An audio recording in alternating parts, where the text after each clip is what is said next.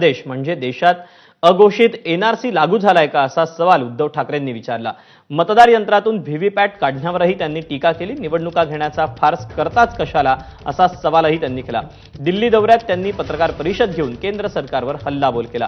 Trump देशाची रोज चेष्टा करतोय पण केंद्र सरकारमध्ये त्यांना उत्तर देण्याची हिंमत नाही असंही त्यांनी म्हटलं। पाकिस्तानशी क्रिकेट खेळण्यावरून त्यांनी टीका केली तर शिंदेंच्या दिल्ली दौऱ्यावरूनही त्यांनी टोले मारले।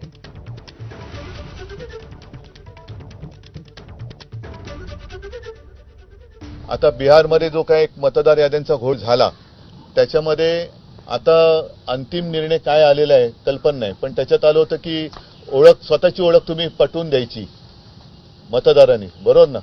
म्हणजेच याचा अर्थ देशात अघोषित एनआरसी लागू झालाय का? ट्रम्प आपल्या देशाची म्हणजे मोदींची अक्षरशः थट्टा करतायत, खिल्ली उडवतायत आणि आपण त्यांना अजिबात एक अवाक्षराने सुद्धा उत्तर देऊ शकत नाही आहोत। त्यांना जाब विचारणं तर सोडाच, पण त्यांना एका अक्षराने काही उत्तर देऊ शकत नाही आहोत। शेवटी आपला देश, आपल्या देशाचं सरकार चालवतोय कोण? देशाचं सरकार चालवतोय कोण? त्यांचं एवढे ते त्यांचा विचार किंवा त्यांच्या याला उत्तर देण्या एवढे ते काही महान नाहीत। शेवटी गद्दार हा गद्दार असतो, त्याच्यामुळे गद्दाराच्या मताला मी काही किंमत देत नाही।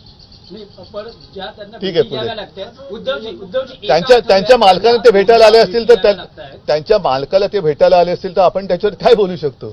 माझ्या आठवणीप्रमाणे सुषमा स्वराज पण याबद्दल बोलल्या होत्या की आपण पाकिस्तानची क्रिकेट खेळता कामा नये। यांना हे मतलबाचं बघतात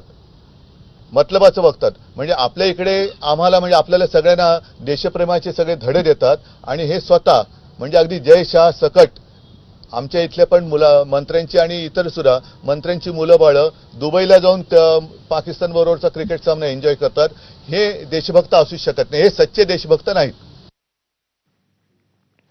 उपमुख्यमंत्री अजित पवार बीडच्या दौऱ्यावर आहेत। वेगवेगळे प्रश्न मांडणाऱ्या बीडकरांना अजित पवार यांनी संयमाचा सल्ला दिला।